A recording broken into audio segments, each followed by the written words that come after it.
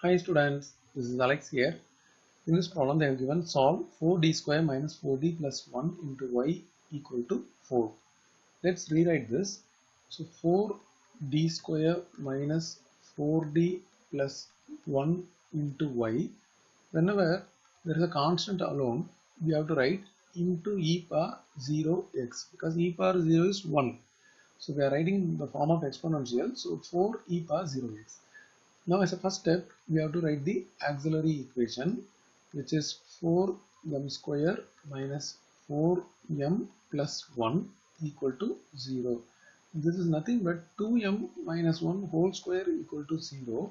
From this we get two values for m, which is 1 by 2 and 1 by 2. So two real values and equal values. As per the procedure, complementary function is c1 plus c2 x into e power mx, so e power half x.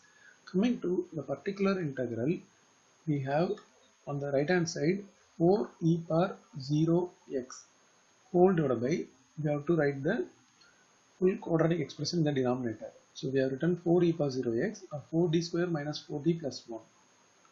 4d square minus 4d plus 1. Now wherever the value of d, we have to put it as 0. So here substituting d equal to 0. So 4 e power 0x divided by first term 0, second term 0, we left with only 1. But anyway, e power 0x is 1, so we left with only 4. Not particular integral. Therefore, the complete solution y is made up of 2 parts. Y is cf plus pi. So y equal to c1 plus c2x into e power half x plus 4.